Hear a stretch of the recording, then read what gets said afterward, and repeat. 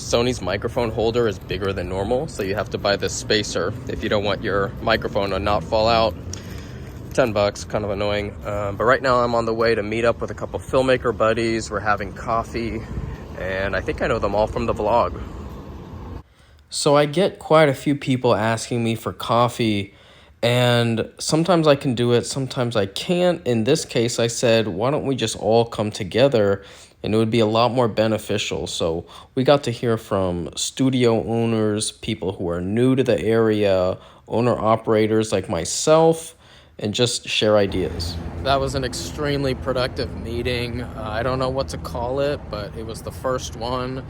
So if there's any other filmmakers in Orlando, feel free to comment, let me know, and maybe we can kind of grow this thing and have a collaborative group of people who can help each other out, find solutions, share business practices, and just, meet some other filmmakers. All right, let's do it. This is my Fx6, as bare as can be. My philosophy with this is I want this to be a rigged up A-cam that will live on either handheld, sticks, or possibly even on a shoulder. Now I will have a second camera that will be on a gimbal. It'll be naked. It will have nothing on it. This will be the rigged up camera that has all the accessories, the monitors, the audio, everything. So to get that started, I'm going to start adding a lot of things on, and I want to get the most premium products. So first thing is this right angle XLR, full-size XLR connector. This prevents the cables from coming out here and bending, getting hit, keeps it nice and tidy. All right, you guys ready for the rest of this stuff? So second, the Tilta top plate. Now I decided to get the top plate and not the bottom plate because I do not need that extra weight. I don't need that bottom plate. Just having a Manfrotto 502 plate does what I need. It also keeps the height down. So a couple of screws in here. We got our top plate in. Second thing, the Tilta V-mount. So I decided not to use OEM batteries. We're gonna be doing V-mounts. Like I said, this is the rigged up A-cam. So I will primarily be using it for interviews and long production days, and I want to be able to have long run times. So that's what I decided. I've had V-mount before. I sold them because they were too heavy, but now we're gonna go full in and have all day power. So if you have a V-mount plate, V-mount adapter, that means you need V-mount batteries. So I decided to go for the Hypercore Neos and spend a little bit of extra money. Most V-mounts give their capacity with 4 LED lights. The problem with that is when you get down to the last one, you do not have an accurate reading. So if you're doing an interview or sometime where it's the time remaining is sensitive, sometimes you don't know if you're at 24% or 1%. So I decided to get the kind that has the LCD on the back with the little light up function, so you can see the exact run time and the percentage, whichever one is easiest. And that includes whatever accessories are connected to this. So this entire system, all accessories, will run off of a V-mount system. There we go. All right, so for you notice that the Sony LCD monitor is not here. Instead of that, we're going to be using an external monitor, and I get to use SDI for the first time. So following suit with this cable, we're going right angles as well. It helps protect everything, keep it nice and tidy. In fact, I'm going to take this off the clip and show you guys right here. We will plug it in. Have that nice strong connection. Clips in. Use the Sony's Fx6 cable management, and that'll hang just here for now. All right, clip it back in.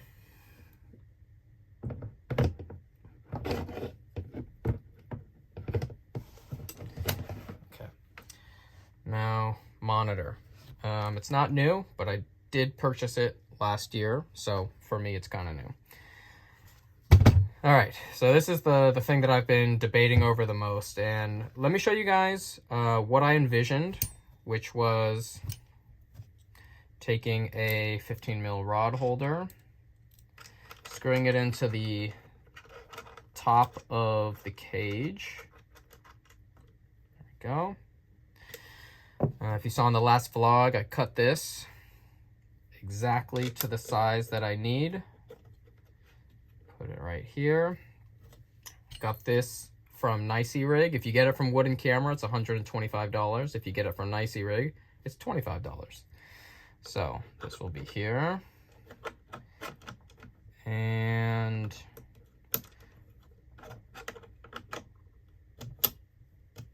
I like the ratchet systems. It allows these tabs to get out of the way of each other, and you can line them up when you're done exactly in the direction that you need.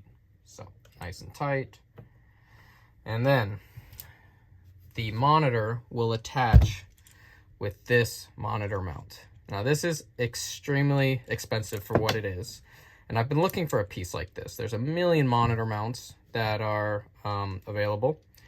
So this one is from Wooden Camera, and it has an EVF attachment or a simple 1/4-20 to specifically be used on small HD monitors. Just gotta find it. There you go.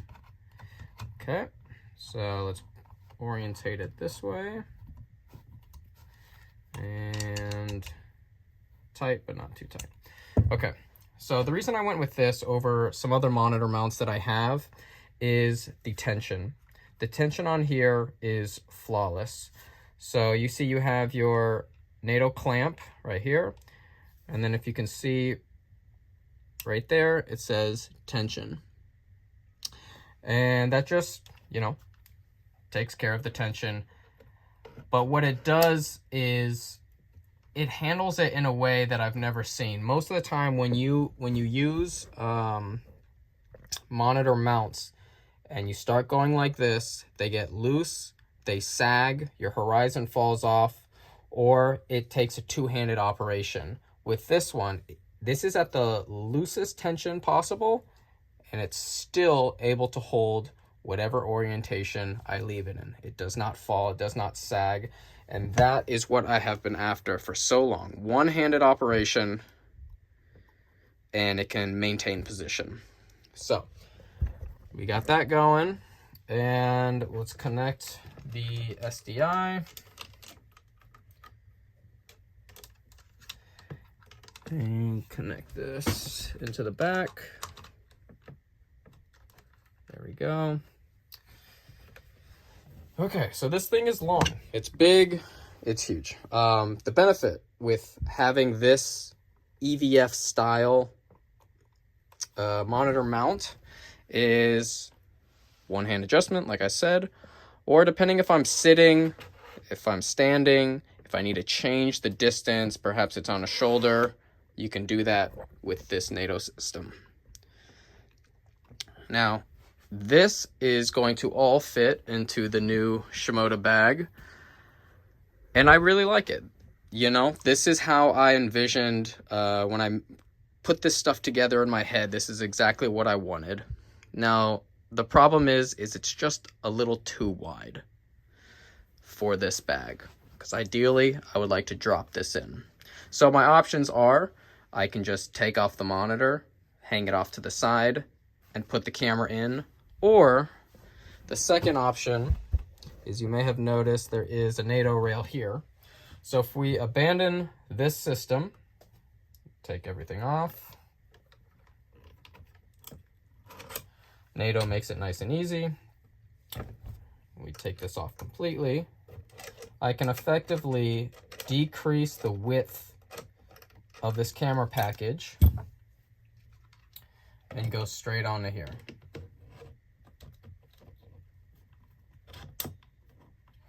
Now, we're bringing in the width a little bit. We're bringing down the weight a little bit, but maintaining the quick release with the NATO, the maneuverability with this wooden camera monitor mount, EVF mount.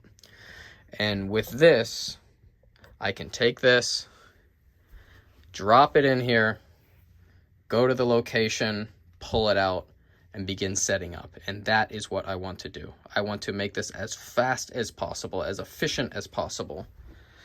And I think I've done it. So this is a UVF sled from Wooden Camera. It's pretty expensive. It's $250. Now, if you're like me, you ordered it, it was delivered, the FedEx guy took a picture, didn't knock on the door, and then stole the package, and I had to buy it again. So I've spent $500 on this. I had to buy it twice. So I made a claim. It didn't go through.